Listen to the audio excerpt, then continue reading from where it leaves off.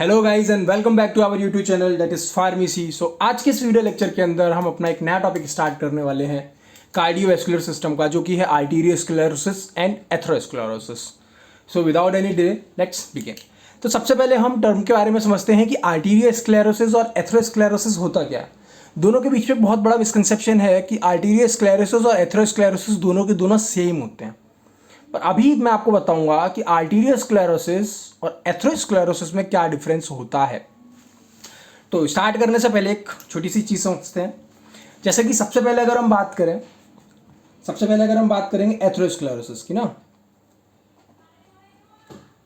हाँ, एथेरोस्क्लेरोसिस और दूसरा आता है आर्टेरियोस्क्लेरोसिस। ठीक है, अब देखो सबसे पहले आ रहा है एथेरोस्क्लेरोसिस। अब इसकी अगर हम बात करें तो जैसे कि जब हम बात करते हैं अपने ब्लड वेसल के स्ट्रक्चर की, तो ये सबसे अंदर की लेयर, फिर ये उसके बाहर की लेयर, फिर ये उसके बाहर की लेयर, राइट। ठीक उसी प्रकार से एथेरोस्क्लेरोसिस के देखते हैं, सबसे अंदर लेयर, फिर उसके बाहर की लेयर, उसके बाहर की लेयर। ये 3 लेयर होती हैं, आपको पता है। सबसे अंदर की जो लेयर होती है उसको बोलते हैं हम ट्यूनिका इंटीमा, ठीक है, ट्यूनिका इंटीमा। इसके बाद की लेयर जो होती है उसको बोलते हैं हम ट्यूनिका मीडिया, और सबसे आउटर मोस्ट जो लेयर होती है उसको बोलते हैं ट्यूनिका एक्सटर्ना, राइट। ये तीनों की तीनों है, और ये जो है ना हमारा ये ब्लड वेसल है, ठीक है। ये क्या है? ये ब्लड वेसल है। अब सबसे पहले अगर हम बात करें कि ब्लड वेसल और एथेरोस्क्लेरोसिस आर्टेरियोस्क्लेरोसिस में है क्या डिफरेंस, तो देखो अगर हम बात करें एथेरोस्क्लेरोसिस, तो एथेरोस्क्लेरोसिस के अंदर एक कंडीशन क्रिएट होती है। तो जस्ट अ मिनट, मैं एक कलरफुल पेन निकाल लेता हूँ, फिर आपको दिखाता हूँ, है ना। बस एक सेकेंड।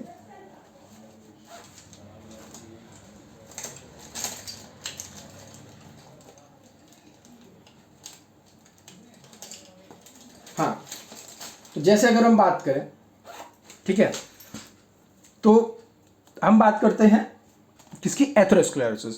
तो एथेरोस्क्लेरोसिस में जो हमारी ट्यूनिका इंटीमा है, इस ट्यूनिका इंटीमा की जो इनर मोस्ट लेयर होती है वहां पर प्लाक का फॉर्मेशन होता है। प्लाक आपको पता है प्लाक क्या होता है? ये जो है ना, ये इस तरह से प्लाक का फॉर्मेशन हुआ अंदर की तरफ, ठीक है। ये जो है ना, ये प्लाक का फॉर्मेशन हुआ, ठीक है। मेन डिफरेंस ये है। और ट्यूनिका जो मतलब जो हमारी ट्यूनिका इंटीमा है आर्टेरियोस्क्लेरोसिस के अंदर, इसके अंदर क्या होता है ना कि जो इनर मोस्ट लेयर है ना, ये इनर मोस्ट लेयर जो होती है थिक हो जाती है, ठीक है। ये क्या हो गई? थिक हो गई एंड स्टीफन। ये कौन सी है? ये कौन सी लेयर है? ट्यूनिका इंटीमा, ठीक है। ये ट्यूनिका इंटीमा क्या हो गया? ये हो गई थिक एंड स्टिफ्ड, ठीक है। उसके बाद बात करें तो इसमें एथेरोस्क्लेरोसिस के अंदर क्या होता है? प्लाक का फॉर्मेशन होता है, राइट। तो ये सबसे बड़ा एडवांटेज, मतलब ये सबसे बड़ा इनके अंदर बीच में डिफरेंस होता है। मतलब क्या है कि एथेरोस्क्लेरोसिस के अंदर जो इंटीमा है, इंटीमा के अंदर जो अंडर मोस्ट लेयर है वहाँ पे प्लाक का फॉर्मेशन होता है, और आर्टेरियोस्क्लेरोसिस के अंदर जो इनर मोस्ट लेयर है वो क्या हो जाती है? वो थिक और स्टिफ हो जाती है। अब अपने बैक टॉपिक पे वापस आते हैं कि आर्टेरियोस्क्लेरोसिस और एथेरोस्क्लेरोसिस होती क्या है, राइट। तो सबसे पहले देखते हैं कि अ कंडीशन इन विच, एक कंडीशन होती है जिसके अंदर क्या होता है कि arteries lose their elasticity and the arteries wall thickens and is termed as arteriosclerosis। ये देखो लिखा भी है मैंने कि आर्टरीज जो है इलास्टिसिटी अपनी लॉस कर देती है। मैंने क्या बोला? स्टिफ का क्या मतलब होता है? इलास्टिसिटी लॉस कर देना, रिजिड टाइप का हो जाना थोड़ा सा, है ना। और इसके बाद में क्या है? थिक हो जाती है। इट इज, ये आर्टेरियोस्क्लेरोसिस है ना। अब हम बात करते हैं कि it is depict as hardening of arteries. इसके अंदर क्या होता है? इसको आर्टेरियोस्क्लेरोसिस को हम कैसे, ये स्टिफ हुई है, स्टिफ होने की वजह से क्या कड़क हो गई है। अब जब वो कड़क हो गई तो उसको हार्डनिंग बोलेंगे कि हार्ड हो गई है आर्टरीज। तो वही हमने बोला कि hardening of arteries which gradually narrows the vessel lumen. अब देखो ये जो है ना, अब ये जो आर्टरीज है, जो मतलब जो हमारी जो ट्यूनिका इंटीमा है, ये ट्यूनिका इंटीमा धीरे धीरे स्टिफ हो रही है। ये स्टिफ हो रही है, देखो ये धीरे धीरे क्या हो रहा है? इनका ब्लड का डायमीटर कम होता जा रहा है, मतलब इनर वेसल्स का डायमीटर कम होता जा रहा है। अब ये क्या हो गई? यहाँ पर प्लाक का फॉर्मेशन हुआ एथेरोस्क्लेरोसिस में, पर आर्टेरियोस्क्लेरोसिस में अंदर क्या हो गया? थिक हो गई, स्टिफ हो गई। अब थिक हो रही है, थिक की वजह से क्या हो रहा है? जब वो थिक हो रही है तो उसकी वजह से वो क्या हो रही है? सिकुड़ रही है अंदर की तरफ, मतलब उसका पैसेज क्या कर रही है? वो कम कर रही है। डायमीटर पहले बड़ा था, फिर धीरे धीरे छोटा हुआ, धीरे धीरे छोटा हुआ। क्यों? क्योंकि कॉर्नर्स पे एक्यूमुलेट हो रहे हैं वो चारों तरफ से। ठीक है। Atherosclerosis is the it is है ना which gradually narrows the blood lumen, it results in decrease blood flow. अब जब ये थिक हो गई, स्टिफ हो गई है, तो इसकी वजह से क्या होगा, इसकी वजह से क्या हुआ, नैरोज ब्लड वेसल। ठीक है, ब्लड वेसल्स को इसने क्या कर दिया, नैरो, जिसकी वजह से क्या हुआ, decrease blood supply. Blood supply बढ़ गई। अब जरा सोचो कि अगर ब्लड सप्लाई डिक्रीज हो गई है तो क्या होगा, ऑक्सीजन सप्लाई कम हो गई, ब्लड सप्लाई कम हुआ तो ऑक्सीजन की सप्लाई कम हुई है। ऑक्सीजन की सप्लाई हुई है तो हम ये बोल सकते हैं कि ऑक्सीजन का डिमांड जो होगा वो इंक्रीज हो जाएगा। ठीक है, मतलब कि क्या हो रहा है कि ब्लड सप्लाई जो हो रही है वो कम हो रही है और ऑक्सीजन का डिमांड बढ़ रहा है। राइट। अब देखो क्या हो रहा है, the term atherosclerosis has been derived from the Greek word athros. Atherosclerosis जो है, एथेरोस्क्लेरोसिस, इसमें जो एथ्रोस है, एथ्रोस वर्ड, ये है हमारे ग्रीक वर्ड से इसका ओरिजिन हुआ है, जिसका मतलब होता है ग्रूअल या फिर पेस्ट। ठीक है ना। और स्क्लेरोसिस का मतलब होता है हार्डनेस। ठीक है, ग्रूअल या पेस्ट और स्क्लेरोसिस का मतलब होता है हार्डनेस। यहाँ पे हमारा इंट्रोडक्शन खत्म हुआ। अब बात करते हैं इटायोलॉजिकल फैक्टर्स कि ऐसे कौन कौन से कारण हैं जिसकी वजह से हमारे क्या हो सकती है, आर्टेरियोस्क्लेरोसिस या फिर एथेरोस्क्लेरोसिस हो सकती है। इटायोलॉजी की अगर बात करें, although the cause of atherosclerosis are not clear, atherosclerosis के क्या कारण है वो क्लियर नहीं है, पर फिर भी ये ऐसा माना जाता है कि number of risk factors are responsible for it. मतलब ऑकरेंस, उसके कारण या उसके होने की वजह से एक नहीं कई मल्टीपल फैक्टर्स है जो उसके लिए रिस्पॉन्सिबल हैं। ठीक है। अब जैसे कि अगर हम बात करें अनकंट्रोलेबल फैक्टर्स होते हैं, कुछ फैक्टर्स ऐसे होते हैं जो अनकंट्रोलेबल होते हैं, जिनको कंट्रोल नहीं किया जा सकता। कुछ ऐसे फैक्टर्स होते हैं जिनको हम कंट्रोल कर सकते हैं डे टू डे लाइफ में या फिर अपनी लाइफ को बेटर बना के। अब जैसे कि बात करें हम non controllable factors, it include non controllable, मतलब जिनको कंट्रोल नहीं किया जा सकता, ऐसे फैक्टर्स के अंदर किस किस को इंक्लूड करा जाता है। देखो सबसे पहले क्या आता है, इसमें आता है हेरिडिटी, उसके बाद आता है एज, फिर आता है सेक्स और आता है डायबिटीज़। ये ऐसी है जो आपके जन्मों जन्मांतर तक पेरेंट से या फिर किसी और से आपको मिलती रहेगी। ठीक है ना। अब अगर हम बात करें कंट्रोलेबल फैक्टर्स जिनको कंट्रोल किया जा सकता है, देखो क्या है, डाइट को हम कंट्रोल कर सकते हैं तो अपना बढ़ा सकते हैं। ठीक है, स्ट्रेस को कम कर सकते हैं, sedentary life style, hypertension, smoking, ये सारे के सारे ऐसे फैक्टर्स हैं जिनको जब हम प्रिवेंट करते हैं तो इनको रोकने की वजह से क्या हुआ, हमारे क्या होगा, हमारे जो लाइफ होगी थोड़ा सा बेटर बनेगी as compare to the previous one. Right. अब बात करते हैं हमारे इटायोलॉजी की। देखो यही चीज़ मैंने यहाँ पे लिख दी है कि इटायोलॉजी की बात करें तो non controllable factors, controllable factors, non controllable factors में हेरिडिटी आता है, एज आता है, सेक्स आता है, डायबिटीज़ आता है। जबकि कंट्रोलेबल फैक्टर्स में आता है diet, sedentary life style, smoking, stress, hypertension. उसी को जस्ट मैंने इधर लिख दिया as a flow chart form. अब बात करते हैं हम किसकी, पैथोजेनेसिस की। तो atherosclerosis occurrence is still not clear, जैसा कि अभी हमने देखा। However prolonged condition of inflammation and endothelial cell injury may give rise to it. अब जब अगर आपको याद हो तो जब हमने पढ़ा था, क्या पढ़ा था, हमने पढ़ा था नेक्रोसिस और एपोप्टोसिस के बाद में सेल्यूलर इवेंट पढ़े थे, या फिर उसके बाद में हमने इश्मिक कंडीशन पढ़ी, इश्मिक हार्ट फेलियर पढ़ा। उसके बाद में हमने कुछ कंडीशंस ऐसी देखी, हमने ये देखा था कि जो ब्लड वेसल है उसकी इनर मोस्ट सेल है वहाँ पे पर्टिकुलर डैमेज होकर रह गया, तो क्या होंगे वहाँ पे ग्रेनुलोसाइट जो होंगे, वो ग्रेनुलोसाइट्स क्या होंगे, एक्यूमुलेट होना चालू हो जाएंगे। ये ग्रेनुलोसाइट्स क्या हो गए, एक्यूमुलेशन हो गया ग्रेनुलोसाइट्स का। राइट। जब ग्रेनुलोसाइट्स एक्यूमुलेट होने लग गए हैं तो वहाँ पे थ्रोम्बोसाइट्स आएंगे, इनकी वजह से यहाँ पे कौन आएंगे, थ्रोम्बोसाइट्स आएंगे। तो क्या करेंगे, वो क्या फॉर्म करेंगे, प्लाक। और यही प्लाक जब एक जगह से मल्टीपल डायरेक्शन में, मतलब अपन ने देखा था ना इश्मिक हार्ट फेलियर में कि एक जगह अगर रहता है तो किस टाइप का होता है, एक से जगह ज़्यादा टूट के कई जगहों पर जाके अगर वापस से रीग्रो करता है तो उस कंडीशन को क्या बोलते हैं। तो ये कंडीशन हो सकती है, ऐसा माना गया है। ठीक है। Toxic cytokinesis secreted, toxic cytokines secreted by injured endothelium allows the circulating macrophage to enter the arterial wall. यही जो अभी हमने बात करी कि ग्रेनुलोसाइट्स आएंगे जिसमें मैक्रोफेज आ जाएंगे, आपके मैक्रोफेज सेल्स भी आएंगी अलग से। ठीक है। Macrophage The macrophage here proliferate and convert into tissue macrophage and also express the scavenger receptor for low density lipoprotein particles. वही बात है, इनने क्या बोला है कि मैक्रोफेज आएंगे, प्रोलिफरेट करेंगे, उसके बाद में जो टिश्यू मैक्रोफेज में कन्वर्ट हो जाएंगे और वो किस चीज़ को एक्सप्रेस करेंगे, हमारे जो स्कैवेंजर रिसेप्टर्स होते हैं फॉर लो डेंसिटी लिपोप्रोटीन्स, उन पार्टिकल्स के लिए ये आपके स्कैवेंजर के जैसा काम करेगा. Free radical in the vessels wall oxidize the low density lipoprotein promoting inflammatory immune response and thus atherosclerosis. इन्होंने सीधा क्या बोला है, इन्होंने सिर्फ सिंपल सा सीधा फंडा इनने ये बोला है कि जो लो, अब ऐसे देख लो, जो लो डेंसिटी लिपोप्रोटीन्स हैं जब वो आपके क्या होंगे, इनके ऊपर जो रेडिकल्स है free radicals, right, free radicals जब इनके ऊपर एक्ट करेंगे तो क्या करेंगे, वो प्रमोट करेंगे, promoting inflammatory immune response, right.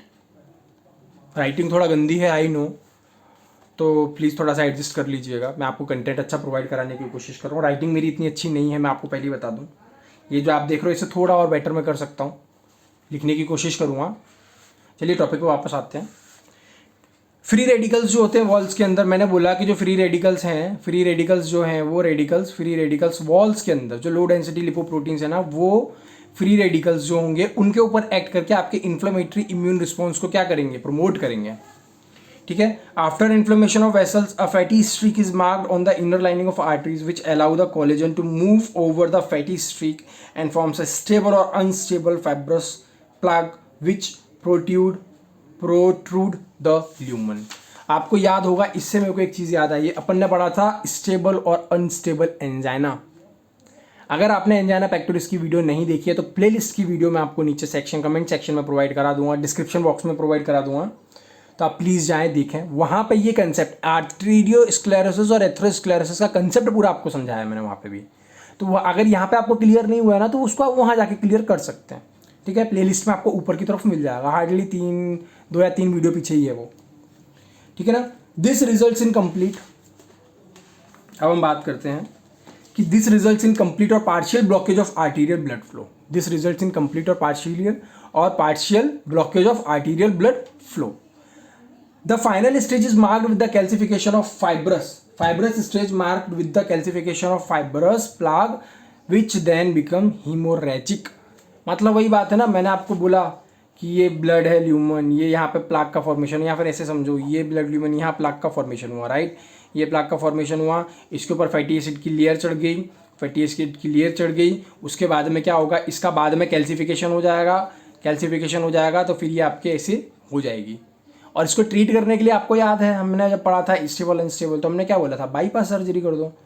जब मेन रोड ब्लॉक हो जाती है तो मेन रोड के साइड में हम एक छोटी सी रोड निकाल देते हैं ना, जिससे वो एक दूसरे एंड पे, उसी मेन रोड के दूसरे एंड पे जाके जुड़ती है, उसको बाईपास बोलते हैं ना. छोटा सा बाईपास निकाल दिया हमने बगल से, तो ये बाईपास सर्जरी वही होती है और कुछ नहीं.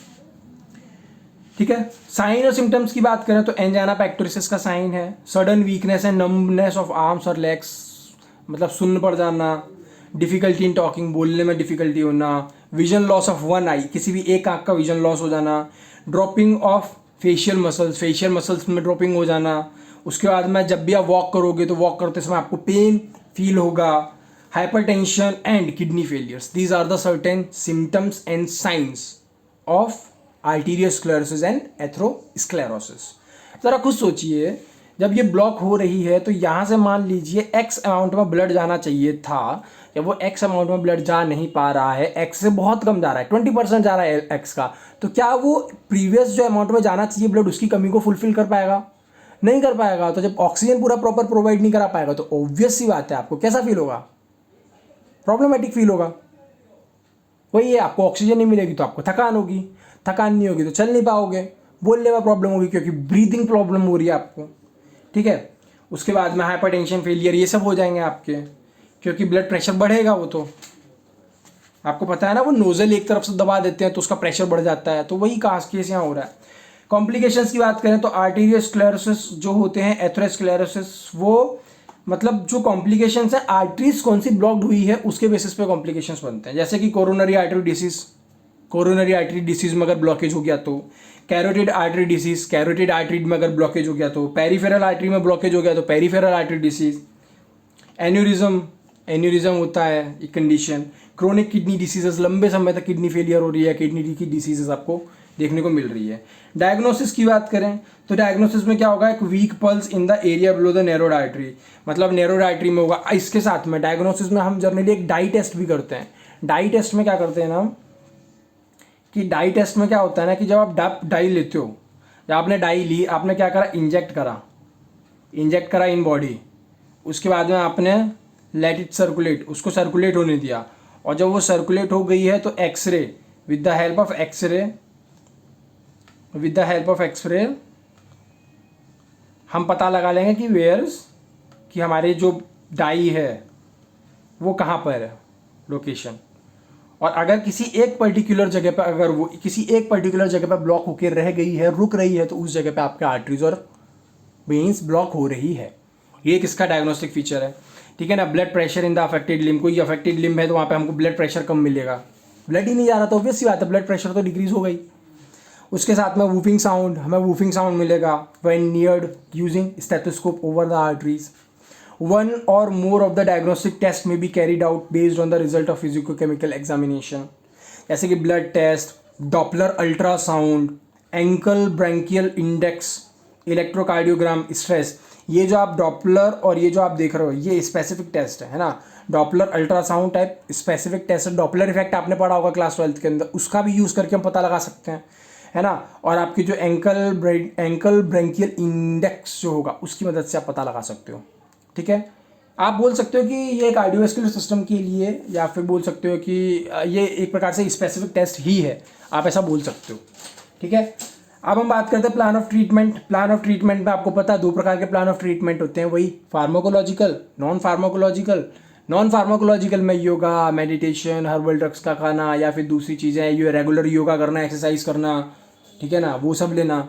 उसके बाद में अगर हम बात करें दूसरी हमारी जो नॉन फार्माकोलॉजिकल के बाद में आती है फार्माकोलॉजिकल, जिसमें हम ड्रग्स के बारे में पढ़ते हैं।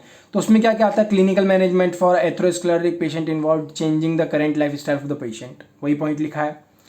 Statins and fibric acid derivatives to reduce cholesterol. Cholesterol के अंदर आपको पता है low density lipoprotein, high density lipoprotein, very low density lipoproteins, ये सब होती है, VDL, LDL और VVDL, ये होती है ना।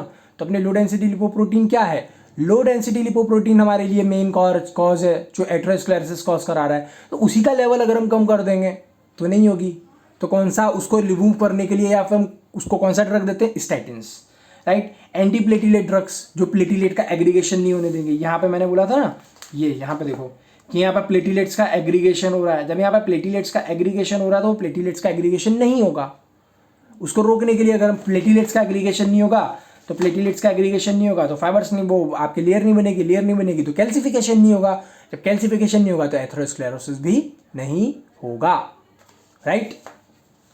अब बात करते हैं बीटा ब्लॉकर्स और calcium channel blocker. Beta blocker देने, कैल्शियम चैनल ब्लॉकर देने ताकि वो वैसोडाइलेट हो जाए, ठीक है ना। Diuretics to reduce blood pressure, diuretics देंगे जिसकी वजह से यूरिनेशन की फ्रिक्वेंसी बढ़ेगी, यूरिन बाहर आउटपुट आपका इंक्रीज हो जाएगा, तो ब्लड में आपका वॉल्यूम कम बचेगा। जब ब्लड में वॉल्यूम कम बचेगा तो क्या होगा, आपके ब्लड प्रेशर रिड्यूस हो जाएगा।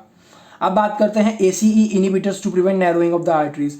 ACE इनिबिटर्स क्या होते हैं, मैंने आपको लास्ट वीडियो लेक्चर के अंदर समझाया था, इसमें होगा, हाँ ये देखो ACE इनिबिटर्स क्या होते हैं, एंजियोटेंसिन को एंजियोटेंसिनोजन सेकंड, फर्स्ट, फिर सेकंड, फिर थर्ड, इनमें कन्वर्ट होना। फिर एंजियोटेंसिनोजन सेकंड क्या होता है, वो आपके क्या करता है, उसकी वजह से मेन फंक्शन होता है वो आपके फ्लूइड का जो रीअपटेक होता है उसको बढ़ा देता है, जिसकी वजह से ब्लड का वॉल्यूम कम डिक्रीज होता है और ब्लड का वॉल्यूम बढ़ता है। ब्लड का वॉल्यूम बढ़ता है तो क्या होगा, आपका ब्लड वॉल्यूम बढ़ा तो ब्लड प्रेशर बढ़ा, और जब ब्लड प्रेशर बढ़ा तो समझ सकते हो कि क्या कंडीशन होने वाली है, खतरे की घंटी है फिर तो वो, ठीक है।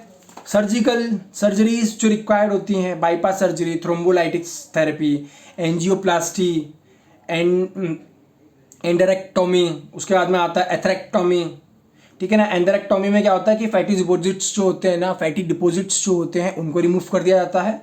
एथरेक्टोमी में क्या होता है कि जो एलिमिनेशन होता है प्लाक का, प्लाक जो होता है उसको एलिमिनेट कर दिया जाता है with the help of catheter, या फिर with a sharp blade at one end. किसी एक एंड पर शार्प ब्लेड अगर होगी तो उस शार्प ब्लेड की मदद से हम उसको रिमूव कर देंगे, राइट।